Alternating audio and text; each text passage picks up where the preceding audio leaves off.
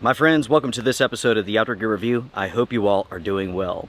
Roughly 1 month ago, I put up a preview concerning an ultralight chair that was made from the best of materials. This product was ultra high-end, and at the same time, it was very inexpensive. Inside of this storage bag is the chair, and this comes from a company known as Snaily. I think that's how you pronounce it. Once you get past the name, the actual product itself was very impressive. This entire setup weighs only 1.6 pounds. The frame is made from carbon fiber, and the seat itself is made from Dyneema. Just in case you do not know, these materials are some of the most advanced being used currently in the outdoor space. But yet, this chair was very inexpensive. Speaking of price, this chair goes for roughly $60 to $70 depending on the day, the hour, the minute on Amazon. As you know, on Amazon, the prices of things fluctuate somewhat. I've seen it for as low as 60 bucks. I've seen it as high as $70. Generally speaking, when it comes to outdoor products made with these materials, they cost hundreds of dollars, if not approaching the $1,000 mark. That's what makes this chair so very impressive. Over the last month or so, which accounts for roughly 4 trips out, everything has gone very well with this chair. Until things didn't go so well with this chair. On the last adventure out, I had a catastrophic failure with this product. I was out on a backpacking adventure, evening was approaching, and I was sitting in the chair eating my dinner. That's when I got up to move the camera, right? When I got up, the chair broke. Broke in a way that it cannot be fixed. In this episode, my friends, I'm going to talk about this chair, what I experienced, and what is taking place right now. I think you all will find this very interesting. So let's just go ahead, let's play the clip of this chair breaking.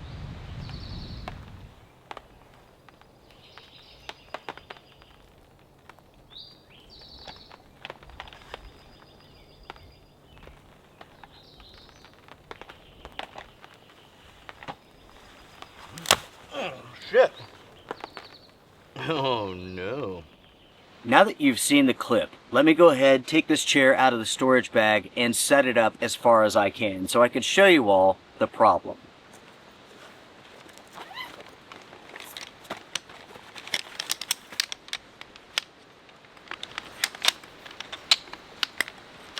With the frame being set up as far as I can set it up, we have the 4 legs, the 2 front supports, and here we have the back supports.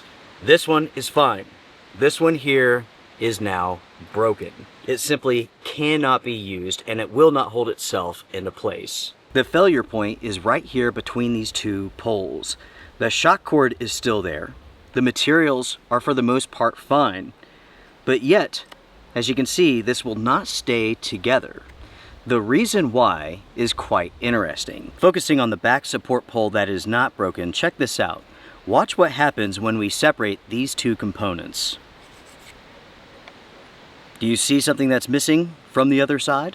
The side that broke is missing the connector pole that basically connects this portion to this portion of the pole system. That piece is lodged up inside of this pole. This is the connector pole that I'm talking about that is now lodged inside of that pole there. This is glued to this section here, and this pole goes in just like that, and that's what supports this entire thing.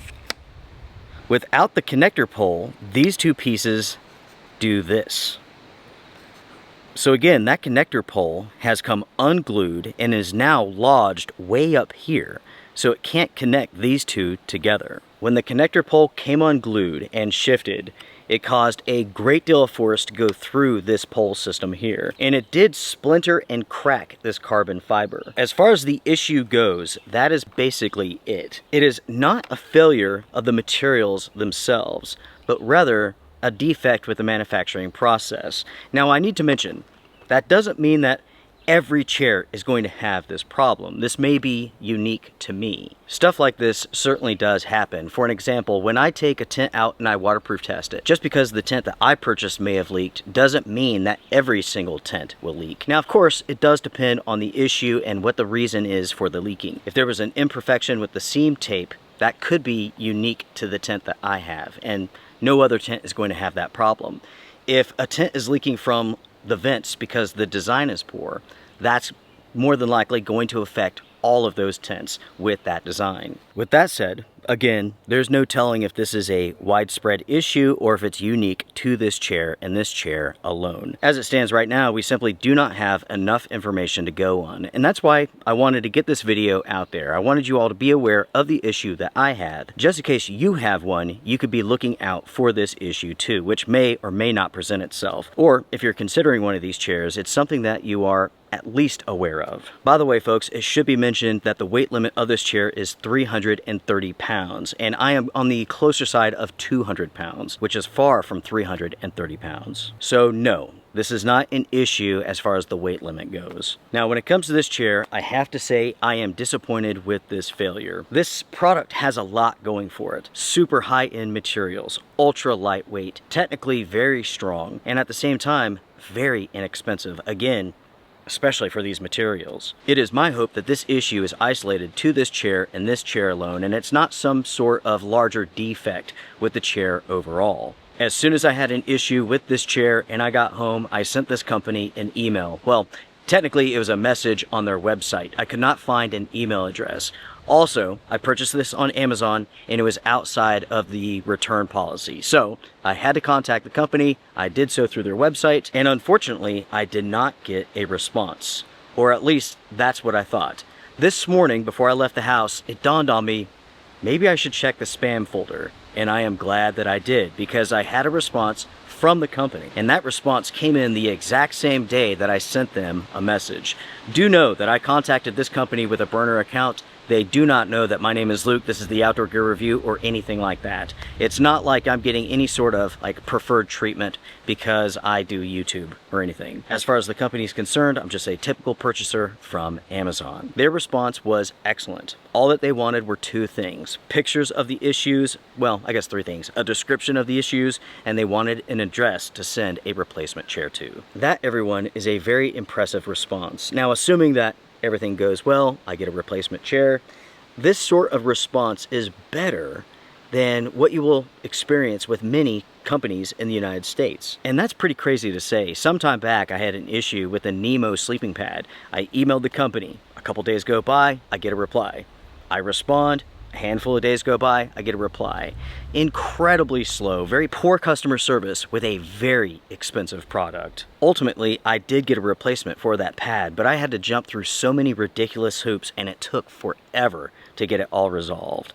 With this company here, this is a very inexpensive product and their customer service seems to be excellent. And again, so far, my experiences with this chair have been very good up until this point. With that said, I do want to talk about two issues that I've heard of from you all. I had one viewer write in who purchased this chair from the M. Snaily website. That name, everyone.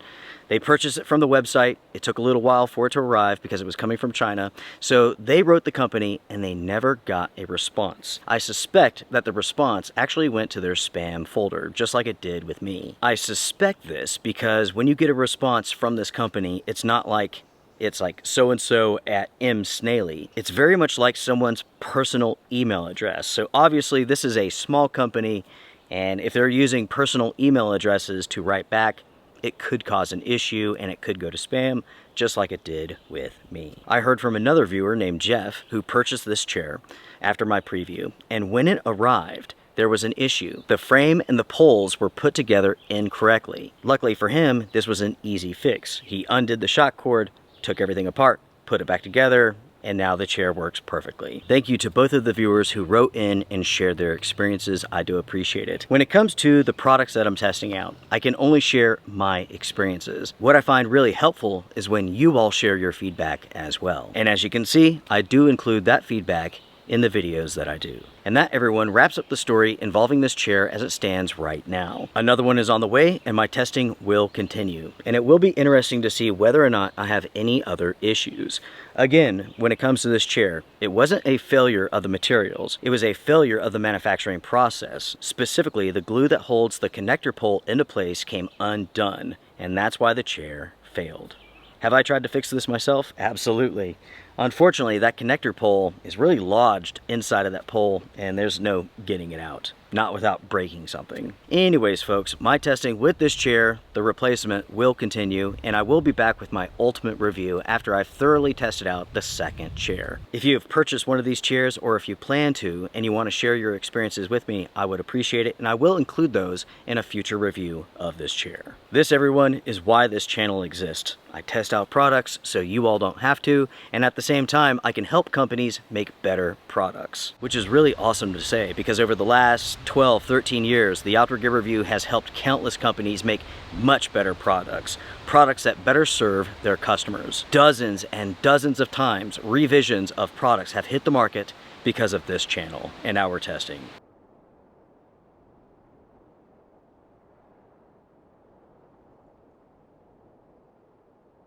Products that were dangerous for people to use. Walmart, I'm talking about you. Do you all remember the lithic line of products from Moose Jaw and Walmart?